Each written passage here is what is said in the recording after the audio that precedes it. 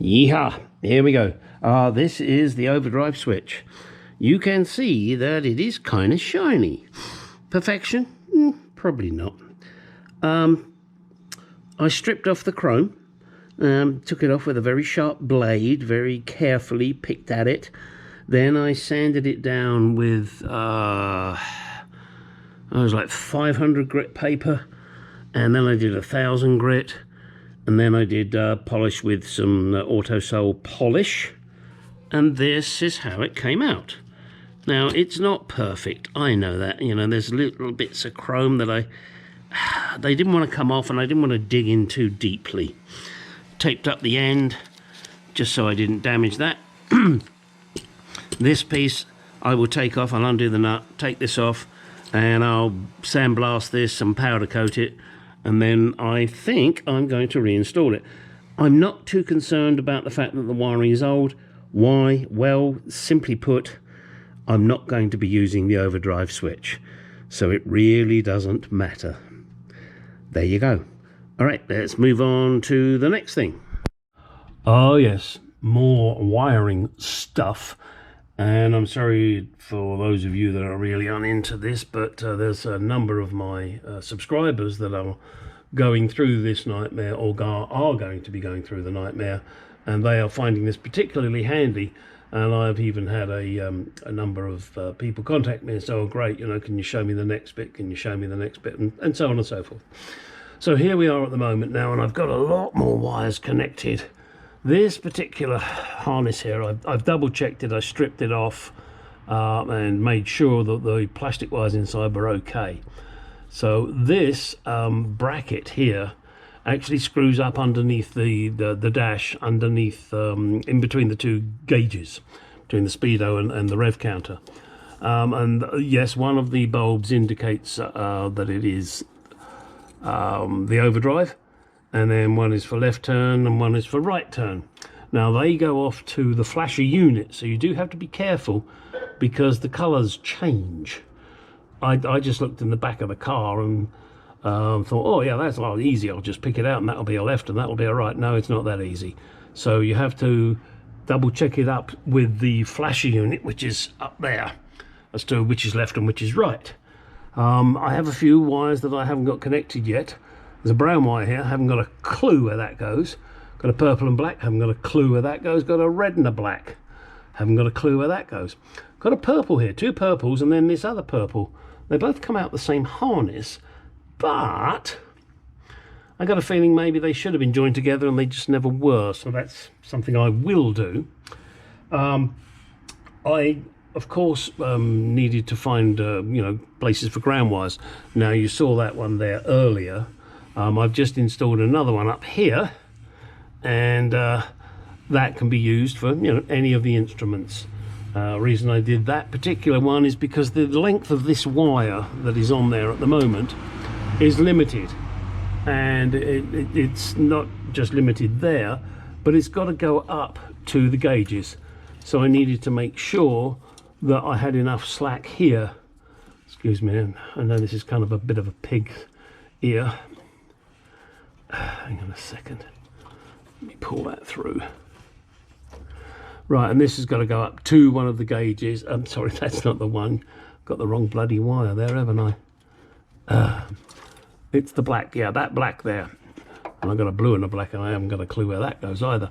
But those are things that we will figure out. They come out of this harness, like this one here, this red and green. Well, I know that's to do with the handbrake, so that probably goes up to the handbrake light to show you that, oh, the handbrake's on. And there is a whole shitload more there that go through to various things, which we will figure out. I'm getting to the point where I think I might even have to bring the instrument cluster out so that I can finish connecting these. I think that will be okay, and I say I think purely because I don't want it to get damaged, but I think I can put it here and fix it, and it won't be an issue. Oh, one thing, because I was using this riv nut tool with a 6mm bolt through it, the eye on that cable wasn't big enough, so I had to make it bigger. Now, if you've ever done this before, you will know what a nightmare it is trying to hold that eyelet still while you drill it with a twist bit, because as soon as it bites, that fucker spins around like crazy and damage and you damaged.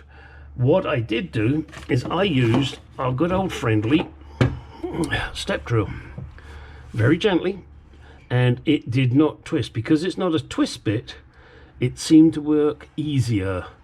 And obviously I did not go crazy pressure wise, because otherwise it would have snapped and, you know, chewed up everything. But it went through, and it went through perfectly okay.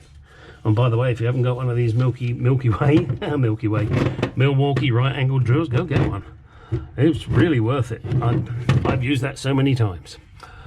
All right, oh, what now? I guess try and figure out where the hell these other wires go to. I've got a black wire there. That's easy peasy lemon squeezy. Although I don't have a space for it, I can certainly create one, shall we say. Because there are plenty of black wires that need to be brought in and grounded. They need to be grounded. Okay, so we got this. That goes on one of the gauges. All right. Let's move on to something else. Oh, and just a little side note. These, as you know, I made these up. I found a whole bag full of used ones.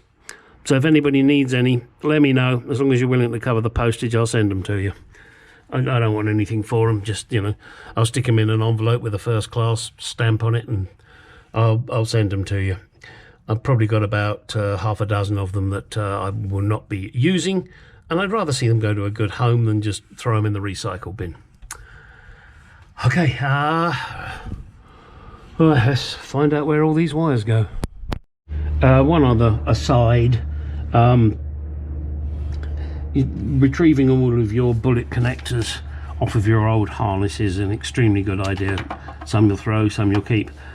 You need to get one of these. There's some cheap ass ones out there, which is what this is. This is a cheap ass one, and it comes with the crimping tool and this. I cannot remember how much it was, but it was on eBay.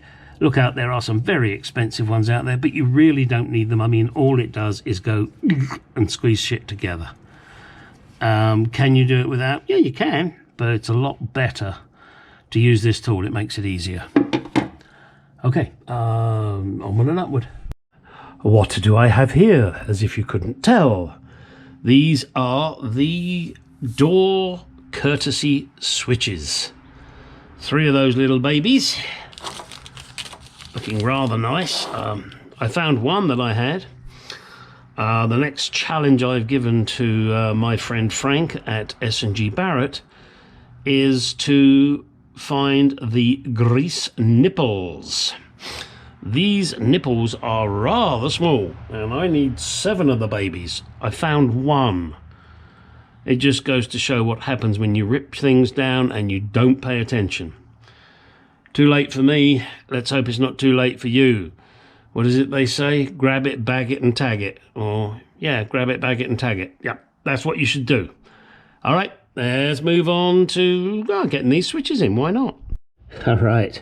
One of the first things to do is to clean out that thread in there where the switch goes, and it is a 5/16 24 pitch. I've already cleaned this one out, so now what I will attempt to do is poke the wire through.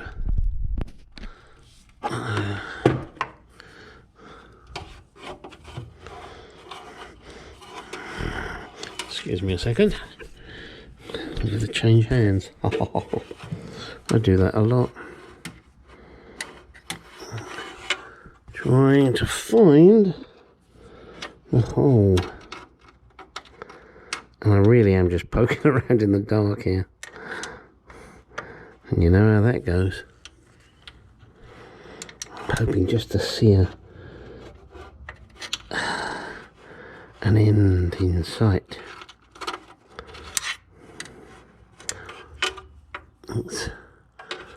Yeah, I don't know if I'm gonna be able to do this with the camera. Sorry guys, I may have to put the oh, hang on, I think I saw something. I didn't think he saw us. Yes, a blind prehistoric monster. I didn't think he saw us. Hey folks, come here for really stupid jokes.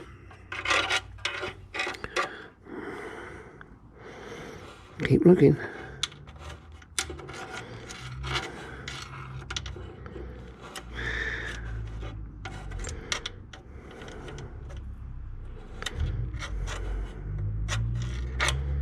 Oh, there she is. Boink. How about that? Okay, hang on a second. All right. Now, let's put you down a moment. Don't you dare fall off. So now we can connect this into here. Make sure we get it all the way in. Hopefully you're seeing this. I'm not sure if you are, but oh well, there you go.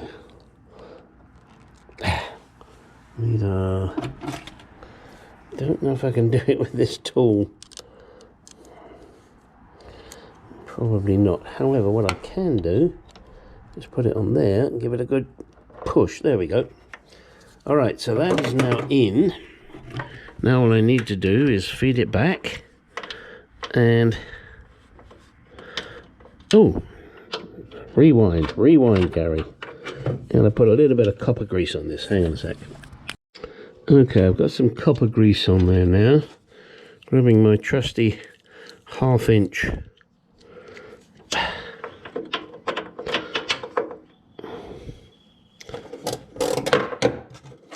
In a second.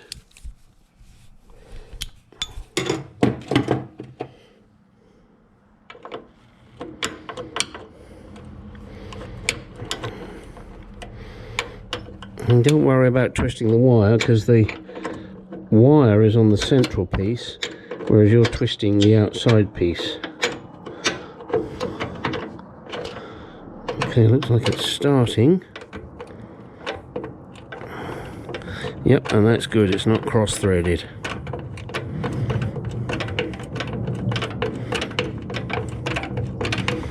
I'm doing it by hand first. That way, if I did cross-thread it, I wouldn't be able to turn it. No, not turn it. Turn it.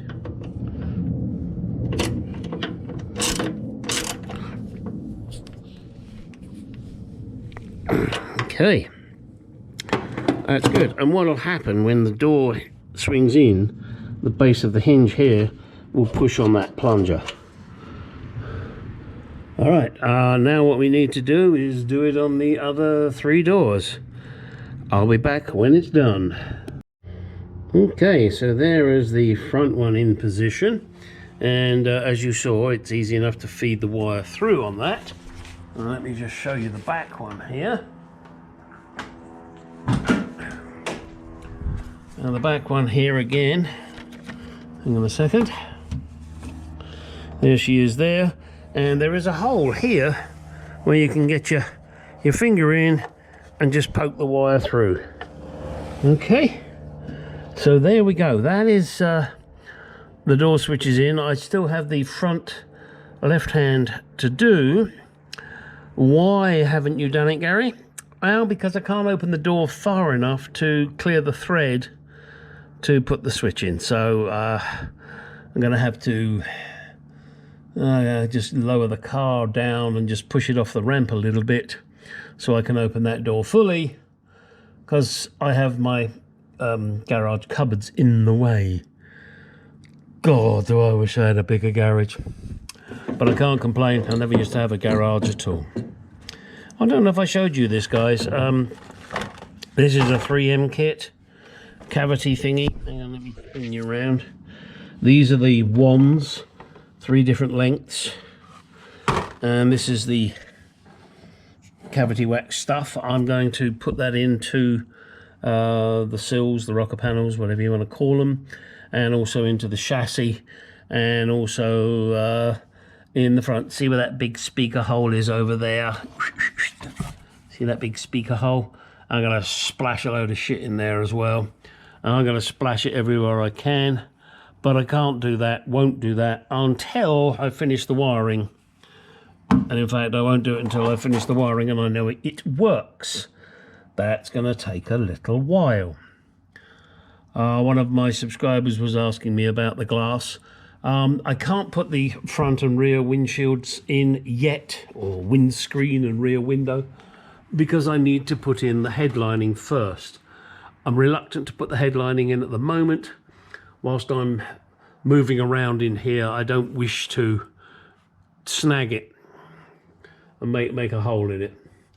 So that's gonna have to wait a while. I'm sorry guys, I know you want to see everything done, so do I, believe me, but I got to take it easy. You know, one thing at a time. And I got to still figure out that wire and that brown wire. I don't know why there would be such a live feed there. Why would it be there? I mean, that's a feed. Brown is a feed. The red and black, what did I look that up for? Can't remember. Hey, in fact, let me take you for a little walk at the moment and show you my penis. No, I didn't say that. Okay, I'm being stupid. This is a book that I got, and I think I've mentioned it before, from Moss. When XK's Unlimited had it, they were a great company. And XK's Unlimited did some really helpful stuff. You know, yeah, look, that's the whole wiring harness. And then they break it down into various things, signals, flashes, lighting. What else we got here? Borg water automatic, engine ancillaries, and that kind of shit. But I also have this. And this is a great little guide. What the hell? I'll have to look it up to tell you, but if you Google BS-AU7, it'll give you this, it should lead you to this document, which tells you what the colors do.